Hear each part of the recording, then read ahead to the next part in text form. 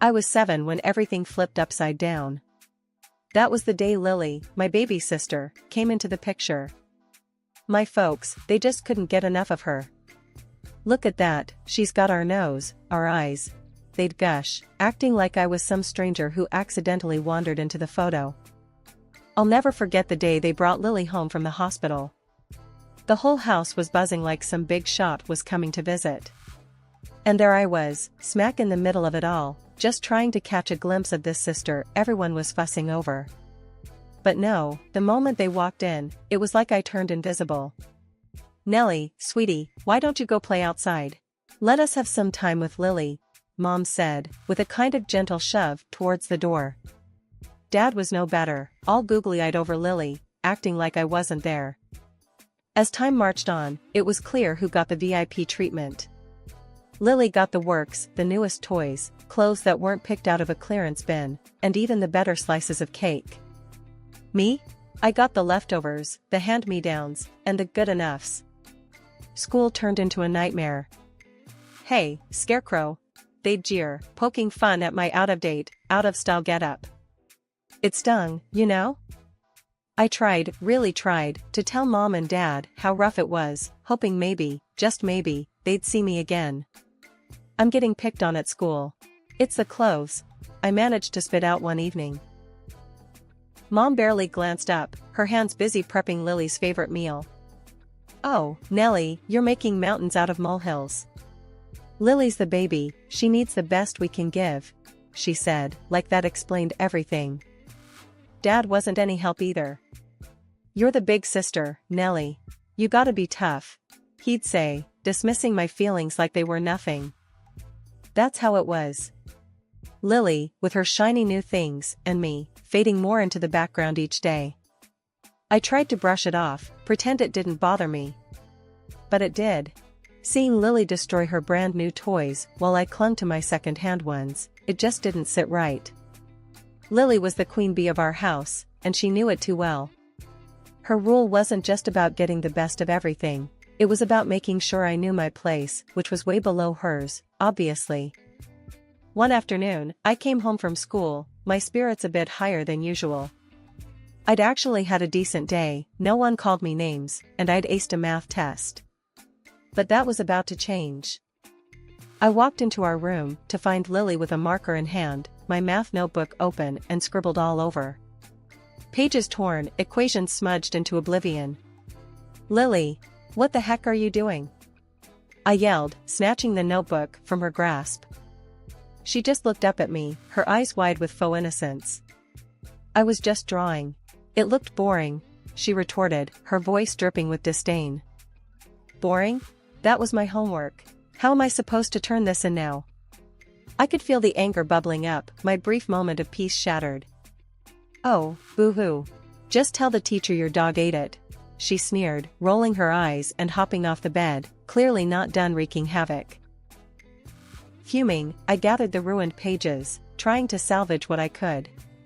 It was then that Mom walked in, her eyes immediately drawn to the mess. "What happened here?" she asked, her tone already accusing me. "Lily destroyed my math homework with her art," I said, trying to keep my voice steady, despite the injustice burning inside me. Mom turned to Lily, who by now had perfected her me look.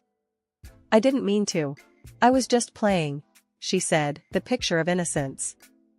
And just like that, I knew I was the one who'd end up in trouble. "Nellie, can't you see she didn't do it on purpose? You're older, you should understand," Mom chided, her words a slap in the face. The days turned into a never-ending loop of Lily's cruelties. She'd ruin my stuff, play the victim, and I'd get the heat. Clothes, books, even my few cherished items from Grandma, nothing was safe. One day, I caught her red-handed, pouring paint over my school project. "Lily, that's my project. Why?" I shouted, grabbing the paint bottle from her. "It's funny. You should have seen your face," she laughed, her enjoyment of my misery clear as day. That was it. I'd had enough. "You're such a brat," I yelled, the words out before I could stop them. Her laughter stopped, and she stared at me, shocked that I'd finally retaliated. But then, as predictable as the sunrise, her eyes filled with tears, and she ran out of the room, wailing like I'd struck her. Mom was on us in seconds, her face a mix of concern for Lily and anger towards me. "What did you do to your sister?" she demanded, her hands on her hips. "She ruined my project, and I called her out on it." I protested, knowing it was futile. "Lily's just a child, Nellie. You're the adult here. Apologize to your sister," Mom ordered, her voice leaving no room for arguments. Apologize? For what? Standing up for myself? The unfairness of it all was suffocating. But I knew arguing would only make things worse. So I swallowed the lump in my throat, nodded, and went to find Lily. In the midst of all the chaos at home, I found my escape in books. Grandma had this old bookshelf in her living room, crammed with every story you could imagine. From the first time she showed it to me, I was hooked. It was like stepping into another world, one where I wasn't just the overlooked older sister. "Nellie, try this one," Grandma would say, handing me a thick novel with a worn-out cover. "It'll take you on a grand adventure." I'd sit there, curled up on her couch, diving headfirst into tales of distant lands and daring heroes. For a few hours, I could forget about Lily and the constant comparisons at home. One day, Grandma caught me reading instead of doing my homework. "Nellie, you know you've got responsibilities," she chided, but her eyes twinkled with understanding. "Yeah, I know. But these stories, Grandma, they make me feel different. Like I'm not just me." I tried to explain, struggling to put into words how much those books meant to me. Grandma sat down next to me, her arm wrapping around my shoulders. "Books are special, Nellie. They're friends who never let you down. But remember, the real world is out there too. You've got to find your place in it." Back at home, Lily noticed my growing obsession with reading. "Why do you always have your nose in a book? It's so boring," she'd scoff, her disdain for anything that didn't revolve around her clear as day. "It's better than dealing with you," I'd snap back, immediately regretting letting her get to me. "Whatever, nerd. Enjoy your stupid books," Lily would retort, flouncing off to report my rude behavior to Mom and Dad. Mom didn't get it either. "Nellie, why don't you spend more time with your sister instead of reading all day? You're setting a bad example." How was I setting a bad example? By trying to find some peace? It was like they were speaking a different language, one where logic and understanding were foreign concepts. "Because she doesn't get it, Mom. She doesn't get me. No one here does," I said once, my frustration boiling over. "All this reading's making you moody. Maybe you should take a break," Mom suggested, completely missing the point. A break? From the one thing that made me happy? No way. Those books were my lifeline, transporting me from a home where I felt invisible to places where anything was possible. I wasn't about to give that up. Evenings at Grandma's became my sanctuary. She never judged, never told me I was reading too much or wasting my time. Instead, she'd just smile and pass me another book. "You're a lot like me, Nellie. A dreamer. And that's a good thing." "Thanks, Grandma. It's just hard. At home, I admitted, the words spilling out before I could stop them. "I know, dear. But remember, the people in those stories you love? They face challenges, they struggle, but they never give up. You've got that same spirit in you." Those books and the time with Grandma, they were like a lifeline for me. But everything took a hit when I turned 17. Grandma passed away. It felt like losing my anchor in a stormy sea. My parents, though, they barely batted an eye. All they saw was an opportunity to dig through her stuff, like vultures circling for a meal. "I can't believe she had all this old junk. What are we even going to do with it?" Mom said, rifling through Grandma's things with a dismissive air. Dad was no better, eyes lighting up at the thought of what could be sold. "There's gotta be something valuable here. People pay good money for antiques," he mused, completely ignoring the sentimental value of Grandma's possessions. Then came the moment they found Grandma's library, my sanctuary. Those shelves held more than books, they held memories, lessons, and love. But to my parents, it was just another space taker. We should just toss these out. Clear up some space, Dad said, ready to condemn my world to a trash bin. Panic surged through me at the thought. No. Please, can I have them? If you don't want them, I'll take them, I blurted out, desperation making my voice louder than I intended. Mom and Dad exchanged looks, eyebrows raised as if the idea was ludicrous. You want these old things? What for? You've got enough junk, Mom said, her voice laced with skepticism. They're not junk. They were Grandma's, please, I begged, the thought of losing those books like losing a part of me. Dad snorted, a sound of disbelief and annoyance. Fine, take them. It's less for us to deal with, he conceded, clearly uninterested in the emotional value the books held for me. Graduation day hit me with a mix of excitement and dread. I knew my folks didn't have the cash to send me off to college. I was gearing up to hit the job hunt hard, save up every penny for tuition. But then, out of the blue, Mom and Dad offered to foot the bill for my studies. We'll pay for your college, Dad announced one evening, like it was no big deal. I was floored. Maybe they did care, deep down. Maybe they saw how hard I worked, how much I wanted this. Packing my bags, stuffing them with my worn-out clothes and those precious books from Grandma, I felt a flicker of hope. Off to college to become an accountant, I was determined to make them proud. Living on campus was a game-changer. I hit the books and the part-time job circuit with everything I had. My roommates threw around jokes, calling me Cinderella for how I juggled studying and working. You're gonna miss your youth, buried in those books and work, they'd laugh. But I didn't mind, I had my eye on the prize. Then, the bomb dropped. Mom called one day, her voice all business. It's great you found a job, but don't forget, you owe us half your paycheck every month. I nearly dropped the phone. What? But I'm barely covering my expenses here. I thought the deal was just for tuition. That was the deal. Tuition in exchange for you paying us back. You're working now, so start sending the money, she snapped, her tone ice cold.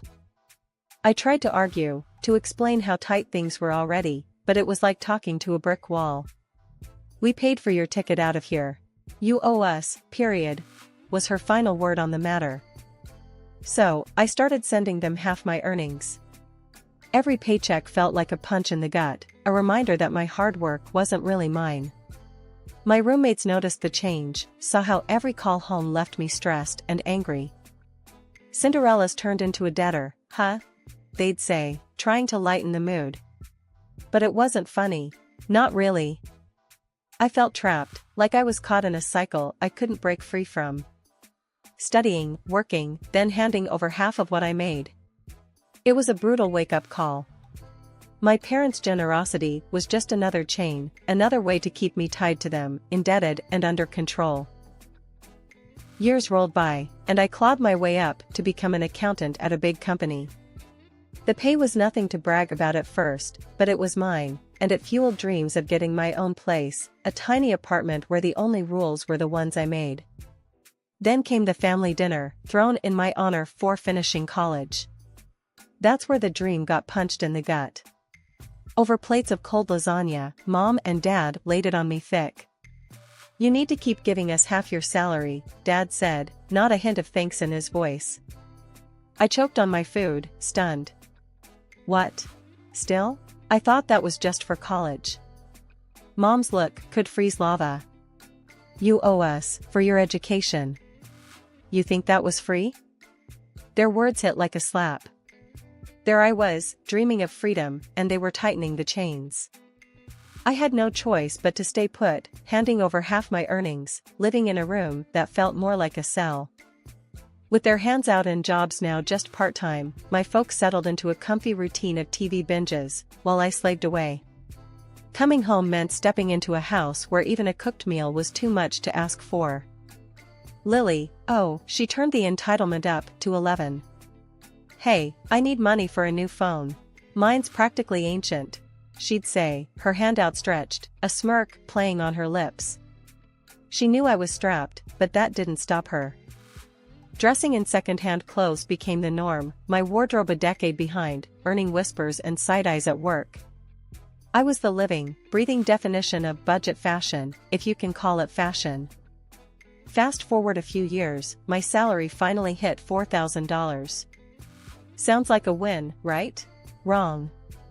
Half went straight to my parents, and Lily, ever the leech, siphoned off another grand for her essentials. Makeup, clothes, you name it, she had to have it, and somehow, it was on my dime. I was stuck, a cash cow for a family that saw me more as a wallet than a daughter. Just need a bit more for a night out with the girls, Lily would chirp, as if I was made of money. You do realize I work for my money, right? It's not like I'm swimming in it. I'd snap back, tired of the constant drain. Mom would always jump to her defense. She's young, let her enjoy life. You're always so stingy. Stingy? With what, the pennies I was left with? Every day felt like a battle, coming home to demands and complaints, my own needs always last on the list. Turning 30 should have felt like a milestone, a reason to celebrate or at least acknowledge I've survived 3 decades. But as fate would have it, my big day slipped by unnoticed by those who were supposed to be my nearest and dearest, my parents and Lily. I walked into the house that evening, half expecting a surprise, maybe a small cake or a happy birthday tossed my way. Instead, I found nothing but the usual indifference. Hey, you guys remember what day it is? I ventured, hoping for a flicker of recognition. Mom looked up, puzzled, then shrugged. Thursday? No, it's my birthday, I said, a mix of disappointment and anger simmering within me. Oh, right. Well, happy birthday then. Why don't you order us some pizza to celebrate? Your treat, Dad said without missing a beat, already scrolling through his phone for the pizza place's number. Without a word, I turned and retreated to my room, locking the door behind me. The sound of their laughter and the casual way they dismissed me echoed in my mind. This was the final straw. It was clear as day now, nothing was going to change unless I made it happen. It was just another night, counting the cost of dreams deferred, when my phone buzzed. Aunt Maggie, Mom's sister, rarely called, so seeing her name light up the screen was a jolt. Hey, Aunt Maggie, I answered, trying to mask the exhaustion in my voice. Happy birthday, love. I was thinking about you. Did your folks do something nice for you? Her voice was warm, a contrast to the chill I felt at home.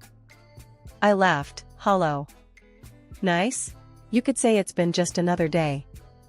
There was a pause, heavy with unspoken words. Listen, dear, I've been meaning to tell you something. It's about your grandma's contribution to your college fund. I sat up straighter, confusion threading through my curiosity. What contribution? Mom and Dad paid for college. They remind me every chance they get. Aunt Maggie sighed, a sound laden with regret. No, love. It was your grandma. She set aside a fund for you, made your parents promise to use it for your education. They never spent a dime of their own money on your tuition. The room spun. They, what? But they've been taking my money, saying I owe them for college. It's the truth. I thought you knew. I'm so sorry, Nellie. I hung up, my mind racing. The betrayal stung, burning away the fog of years of manipulation. It wasn't just about the money, it was the principle, the years of control, of making me feel less than, all based on a lie. I walked out to confront them, Mom, Dad, and Lily, all there, celebrating as if they hadn't just forgotten my birthday, as if they hadn't been lying to me all my life. I know about the lie. I blurted out, my voice steady, despite the emotions raging inside. Grandma paid for my college, not you. Their laughter cut off abruptly, replaced by a stunned silence, before Mom tried to brush it off. What nonsense. Sit down, let's eat. You're overreacting as usual. Dad, with that smug look of his, chimed in. Yeah, and don't forget to pay for this feast.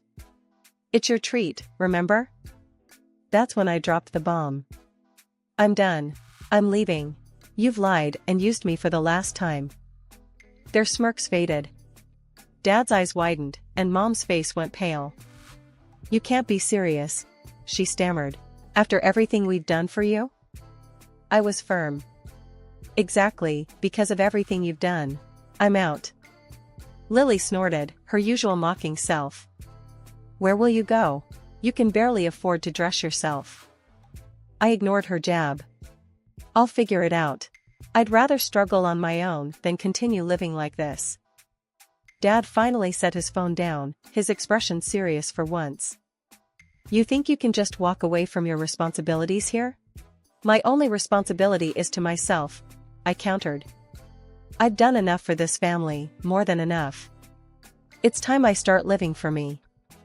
Mom's face hardened. If you walk out that door, don't think of coming back. Packing was a blur. I took what mattered most, Grandma's books, a few clothes. Everything else, all the trappings of a life filled with deceit, I left behind. I found a place, small but mine, a little apartment that felt more like home than any house I'd ever lived in. The shock of realizing I could actually afford to live on my own, without scrimping or saving every penny for them, was liberating. For the first time, I could breathe, really breathe, without the weight of their expectations and manipulations crushing me.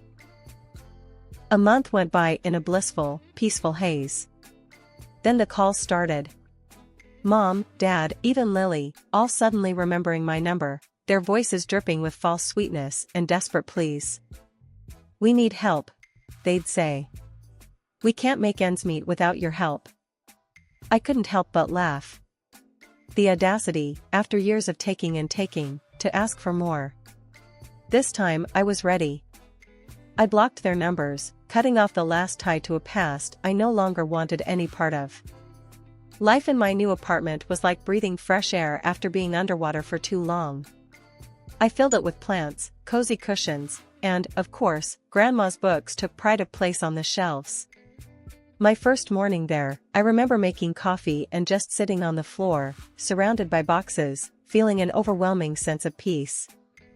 It wasn't long before I had to dive into work, and that's where I really started to see the changes in me.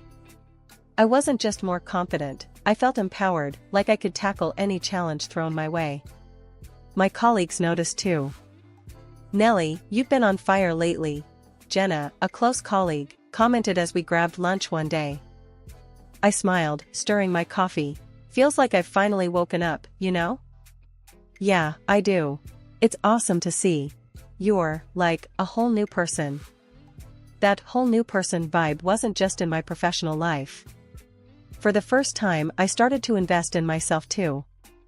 I picked up hobbies that I'd always wanted to try but never had the time or energy for, thanks to my previous family obligations. I started painting, something I hadn't done since I was a kid, and joined a local hiking group. Life felt full, vibrant, and entirely mine. Aunt Maggie became my rock during this time.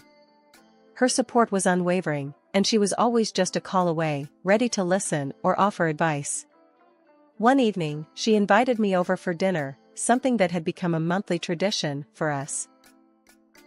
As we sat down to eat, she broached a subject I hadn't expected. Nellie, I've been thinking. You've done so well for yourself, really turned your life around. How would you feel about inheriting my house? I wanted to go to someone who loves it as much as I do, and I can't think of anyone better than you. I almost choked on my water.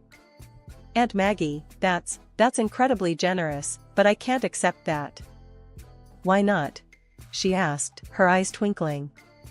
Think of it as a family legacy, passing from one generation to the next. You deserve it, Nellie. We went back and forth, but Aunt Maggie was insistent. By the end of the night, I was overwhelmed by her generosity and what it meant for my future. It was a testament to how far I'd come, from being the family's forgotten provider to being recognized and valued for who I was.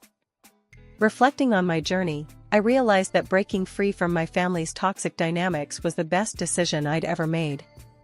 It wasn't just about gaining financial independence or escaping their constant demands, it was about finding myself, discovering my worth outside of their valuation. Life now was a testament to the power of change, of making hard choices for the sake of one's own happiness and well-being. I had learned that sometimes, the family you create is just as important as the one you're born into. And sometimes, to find your true place in the world, you have to be willing to leave behind everything you thought you knew.